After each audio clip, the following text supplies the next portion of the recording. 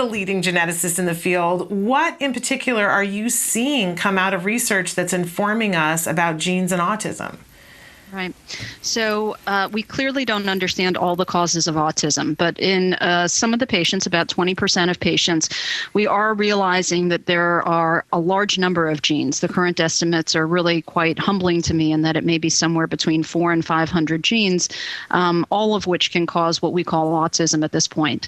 And I can tell you on literally a daily basis with my own clinical patients, we are identifying those genes, often which, as I had talked about in my TED Talk, are not actually inherited changes, but things that actually start brand new with the child.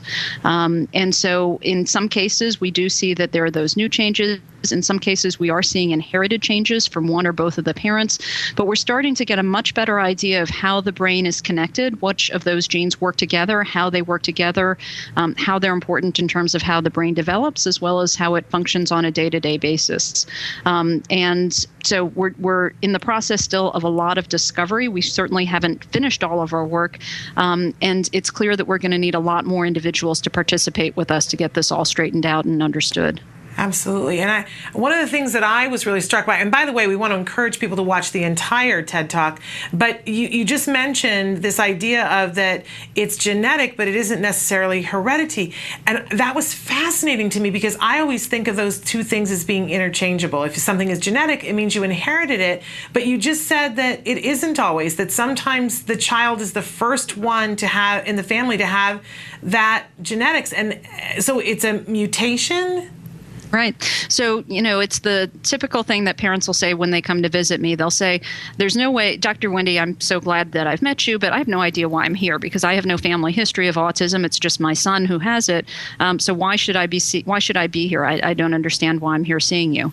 And what we realize, as I said, is that when each of us has a child, our children are not perfect sort of genetic copies of either the mother or the father, or even exactly both of them put together. That every time we have a child, there are about 20 places in our genetic material that are actually brand new, that are not inherited from the mom or the dad. Now, in most cases, those 20 spots are not in places that are critical in terms of how the body develops or how the brain works. And so we still end up looking pretty good and functioning pretty well. That is that all those changes aren't problematic. But every once in a while, and that every once in a while is unfortunately about 1 in 1,000 times, there is something that really has a profound effect in terms of how the brain works and how the brain functions. And that's what we're seeing in many cases of children or individuals with autism.